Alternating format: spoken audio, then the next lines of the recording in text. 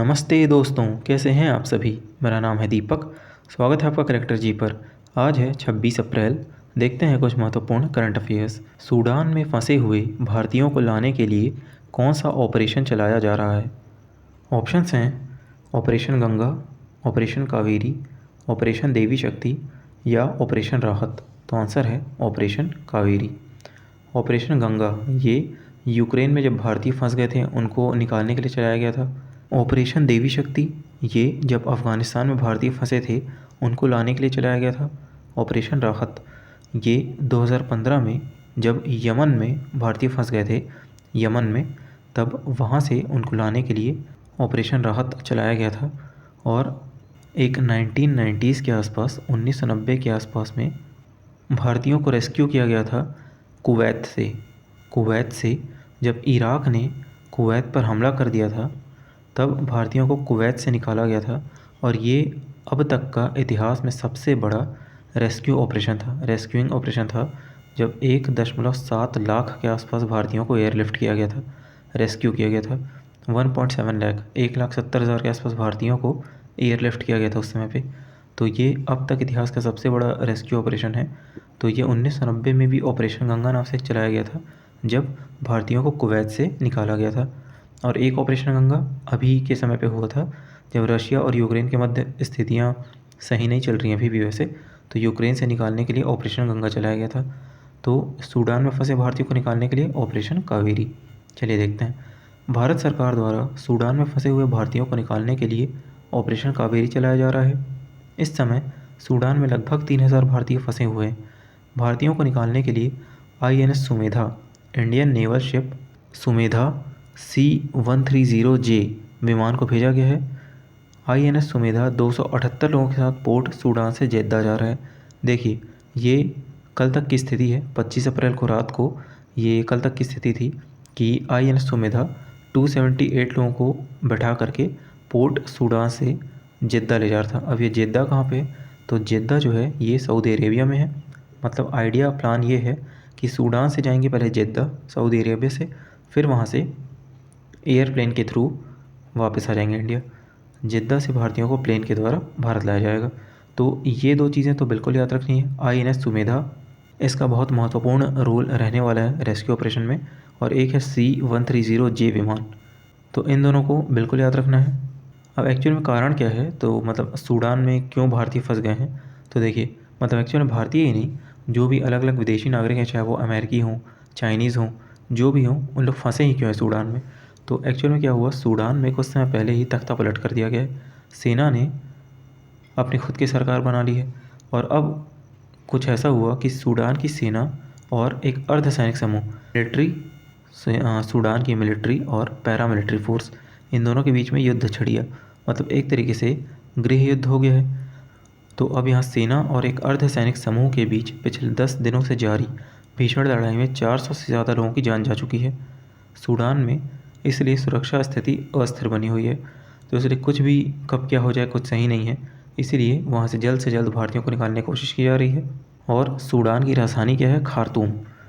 अब सूडान क्योंकि खबरों में बना हुआ है इसलिए एक बार इसकी ज्योग्राफी भी हम लोग थोड़ी समझ लेते हैं। देखिए ये अफ्रीका कॉन्टिनेंट है, पूरा अफ्रीकी महाद्वीप है। यहाँ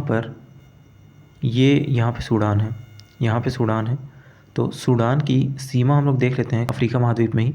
एक है Egypt, Libya, Chad, Central African Republic, South Sudan और एरिट्रिया, इथियोपिया। इन सब से सूडान की सीमा रखती है। अब ये याद करना ज़रूरी है क्योंकि अब सूडान खबरों में आ गया है, इसीलिए ये छोटी से छोटी चीज़ें भी हम लोग को याद रखनी चाहिए। और देखिए एक है सूडान, यहाँ पे सूडान है और इसके जस्ट नीचे एक है साउथ सूडान। तो सूडान और साउथ सूडान ये दोनों पहले एक ही कंट्री हुआ करती थी पूरी एक साथ, सूडान नाम से। फिर 2011 में सूडान और साउथ सूडान ये दोनों अलग अलग हुए थे। अब आगे देखते हैं। दुनिया के सबसे बड़े साइबर सुरक्षा अभ्यास biggest cyber defence exercise locked shields का आयोजन कहाँ किया गया। ऑप्शंस हैं बेल्जियम, एस्टोनिया, लातविया, लिथुआनिया। तो आंसर है एस्टोनिया। बाकी ऑप्शंस को एक बार देख लेते हैं। बेल्जियम की राजधानी क्या है, ब्रुसेल्स। यहाँ पर यूरोपियन यूनियन और नाटो का मुख्यालय है। और बाकी अगर इन 3 कंट्रीज़ को एक साथ अगर हम लोग लें, एस्टोनिया, लातविया, लिथुआनिया, तो ये तीनों कंट्रीज़, इन तीनों को मिला कर के क्या कहते हैं, बाल्टिक कंट्रीज़, क्योंकि ये तीनों बाल्टिक सी से लगी हुई है, बाल्टिक सागर से लगी हुई है, इसलिए इनको बाल्टिक कंट्रीज़ कहते हैं। आइए देखते हैं। एस्टोनिया की राजधानी तालिन। तालिन में लॉक्ड शील्ड्स साइबर सुरक्षा अभ्यास 2023 आयोजित किया गया। नाटो सहयोगियों और साथियों समेत 38 देशों के 3000 से अधिक सहयोगियों ने इस अभ्यास में भाग लिया है, इसमें पार्टिसिपेट किया है। तो नाटो तो है ही, और साथ में 38 देशों के 3000 लोग भी इसमें शामिल हैं। अब ये एक्सरसाइज किया क्यों जा रहा है, क्यों इम्पोर्टेंट है? तो कंप्यूटर से संबंधित सभी साइबर अटैक को रोकने के लिए यह अभ्यास किया गया। प्रयोग का उद्देश्य भागीदार लेने वाली टीम के सहयोग और क्षमता में सुधार करना और साइबर सुरक्षा में अंतर्राष्ट्रीय सहयोग और संचार को बढ़ाना है। यह दुनिया का सबसे बड़ा साइबर सुरक्षा अभ्यास है। तो लॉक्ड शील्ड्स 2023 कहाँ हुआ? एस्टोनिया। बात की जाए नाटो की, तो नाटो का मुख्यालय कहाँ है? ब्रुसेल्स, बेल्जियम में। इसकी स्थापना हुई थी 1949 में, और अब इसके मेंबर कितने हो गए हैं? 31। 31वां मेंबर कौन सा है? फिनलैंड। फिनलैंड इसका नया मेंबर बन गया है। नाटो का फुल फॉर्म क्या है? North Atlantic Treaty Organization. चलिए आगे देखते हैं। तीरंदाजी विश्व कप आर्चरी वर्ल्ड कप 2023 का आयोजन कहाँ हुआ है? ऑप्शन है फिनलैंड, तुर्की, अमेरिका, फ्रांस। तो आंसर है तुर्की। तुर्की के एंटाल्या में तीरंदाजी विश्व कप 2023 का आयोजन हुआ है। तुर्की में एक सिटी है एंटाल्या, वहाँ पर तीरंदाजी विश्व कप 2023 का आयोजन हुआ। इस प्रतियोगिता में भारतीयों ने 4 पदक के साथ अपने अभियान का समापन किया। तो भारतीयों ने टोटल 4 पदक जीते हैं, जिसमें से 2 स्वर्ण हैं, 1 रजत, 1 कांस्य, 2 गोल्ड, 1 सिल्वर, 1 ब्रॉन्ज। 2 स्वर्ण किसने जीते? ज्योति सुरेखा वेनम। व्यक्तिगत और मिश्रित स्पर्धा में एक सिंगल्स में जीता और एक डबल्स में जीता है।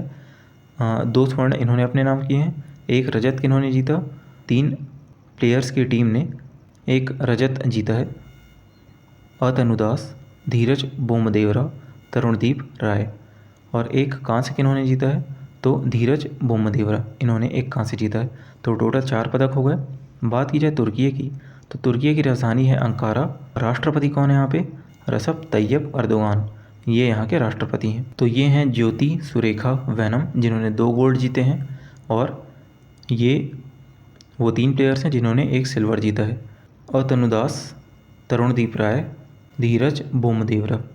चलिए आगे देखते हैं। इस योजना को लोक प्रशासन में उत्कृष्टता पुरस्कार 2022 प्रदान किया गया।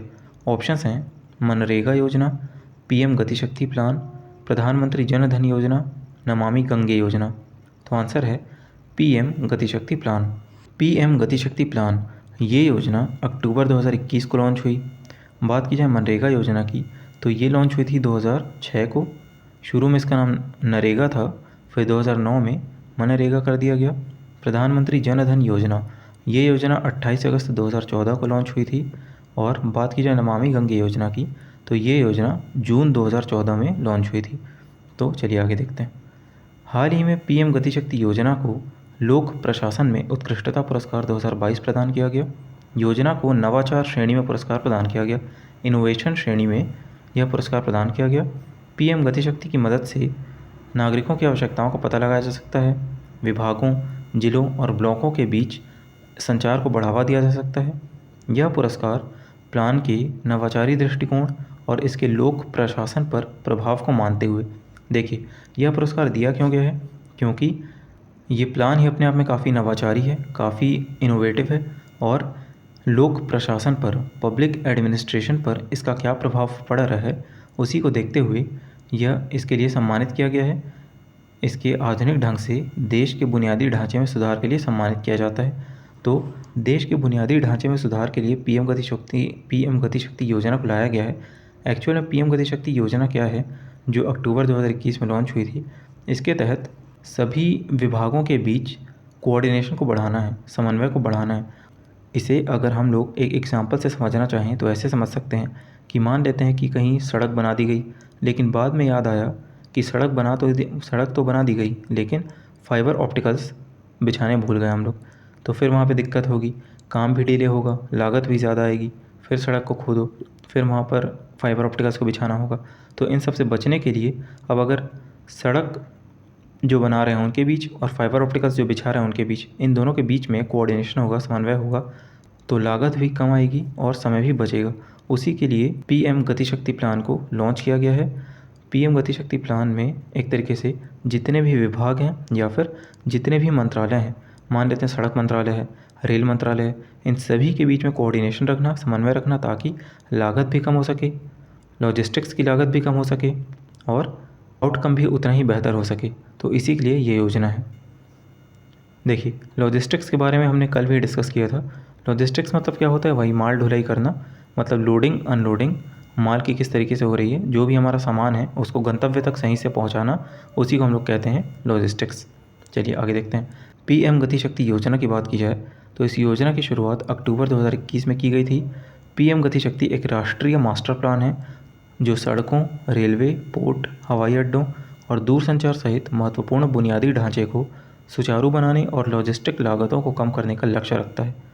मास्टर प्लान एक ही प्लेटफॉर्म में सभी इंफ्रास्ट्रक्चर संबंधी डेटा को समेकित करता है। वही चीज़ है, अगर सभी ब्रांचेस आपस में कोऑर्डिनेट होंगी तो सभी इंफ्रास्ट्रक्चर संबंधी डेटा एक साथ आ जाएंगे ताकि बेहतर योजना और कार्यान्वयन की सुविधा हो सके। इस प्लान का उद्देश्य विभागों, जिलों और ब्लॉकों के बीच संचार को बेहतर बनाकर नागरिकों की आवश्यकताओं की पहचान करने और भविष्य की रणनीतियों का विकास करने में मदद करना है। इस राष्ट्रीय मास्टर प्लान में इंफ्रास्ट्रक्चर, आर्थिक और सामाजिक क्षेत्र के लाइन मंत्रालयों सहित 30 से अधिक केंद्रीय मंत्रालय या विभाग और सभी 36 राज्य और केंद्र शासित प्रदेश शामिल हैं।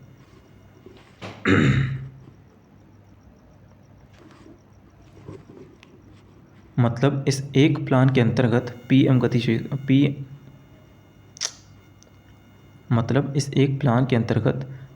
इस एक स्कीम पीएम गति शक्ति योजना के अंतर्गत देखिए, इंफ्रास्ट्रक्चर, आर्थिक और सामाजिक क्षेत्र के लाइन मंत्रालय सहित 30 से अधिक मंत्रालय विभाग इसके अंतर्गत शामिल हैं। 30 से अधिक मंत्रालय या विभाग इसके अंतर्गत शामिल हैं और सभी 36 राज्य और केंद्र शासित प्रदेश भी इसके अंतर्गत शामिल हैं। तो सभी को एक साथ इसके अंदर लाने की कोशिश की जा रही है ताकि समन्वय अच्छे से बैठाया जा सके और रिज़ल्ट भी बहुत ही बेहतरीन प्राप्त हो। चलिए आगे देखते हैं।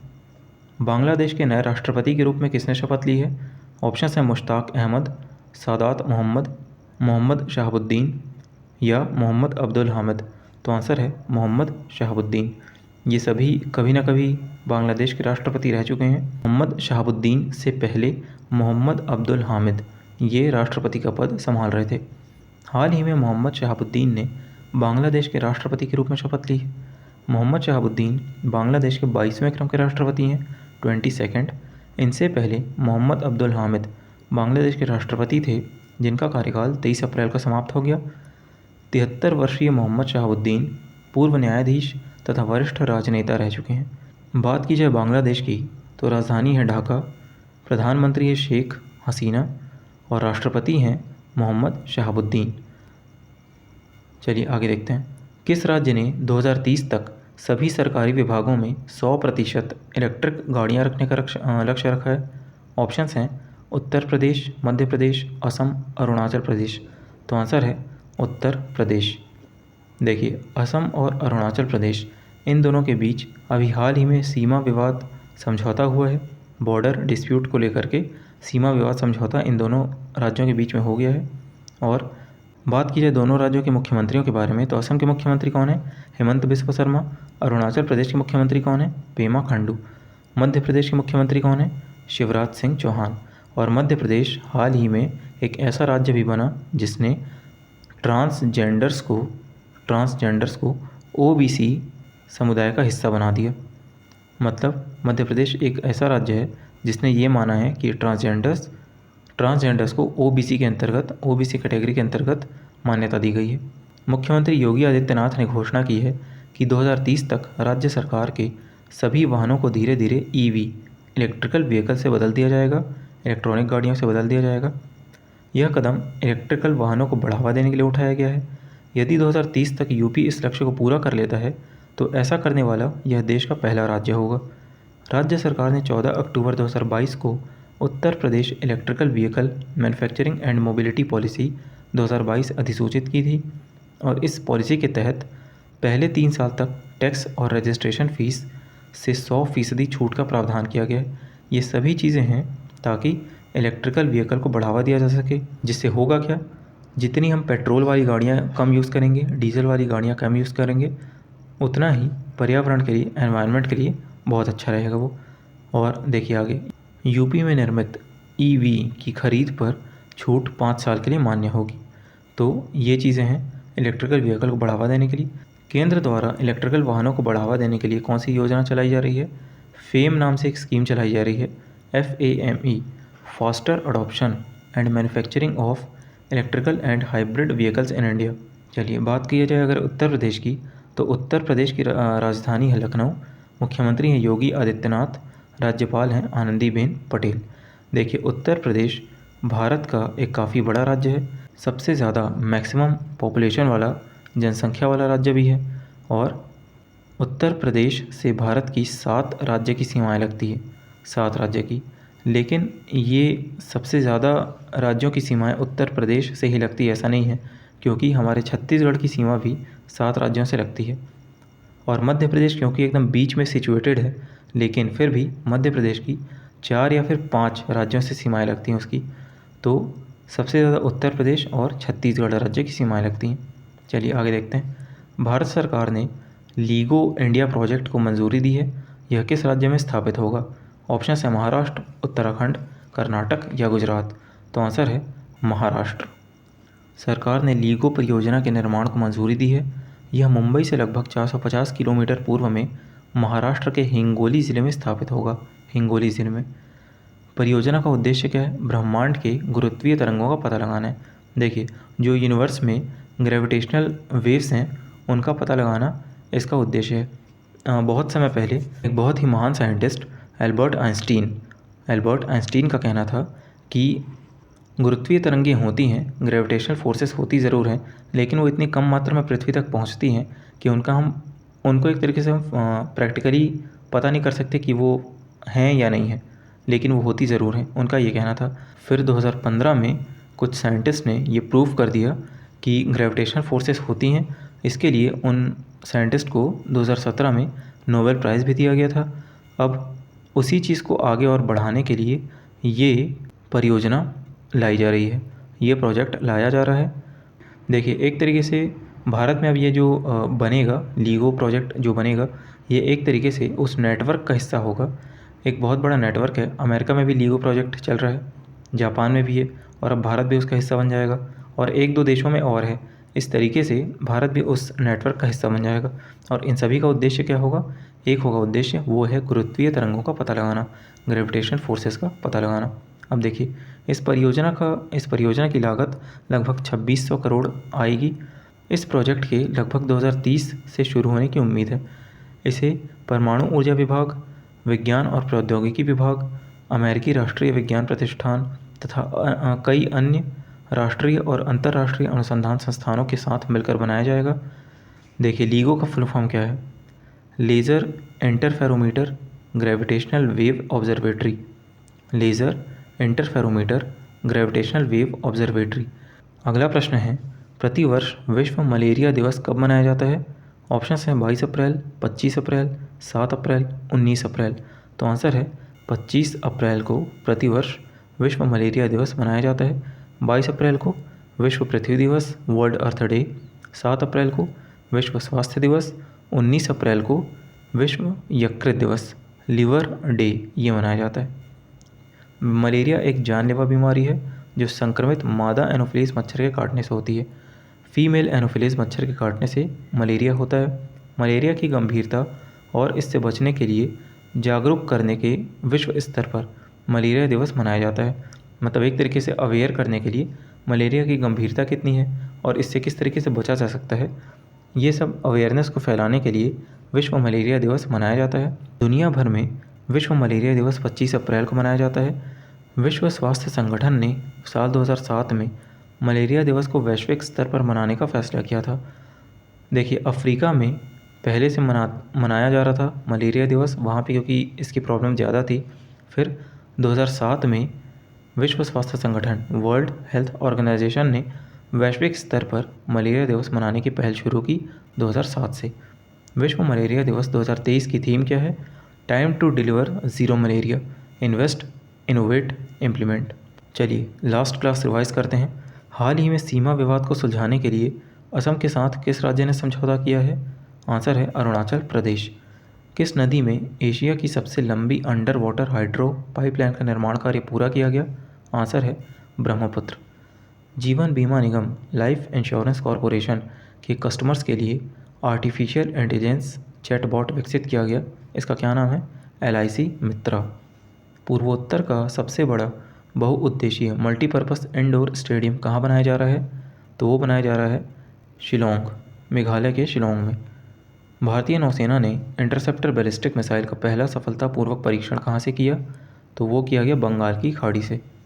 विश्व बैंक की लॉजिस्टिक्स परफॉर्मेंस इंडेक्स में भारत की रैंक क्या है? 38। मनरेगा के तहत व्यक्ति दिवस सृजन के मामले में कौन सा राज्य शीर्ष पर है? तो वो है Rajasthan. Sachin at 50 celebrating a maestro, इस किताब के लेखक कौन हैं? वो हैं बोरिया मजुमदार। Okay, thank you. तो ये थी आज की क्लास। मिलते हैं नेक्स्ट वीडियो में। तब तक के लिए आप लोग स्वस्थ रहिए, मस्त रहिए, ध्यान रखिए अपना। Thank you so much.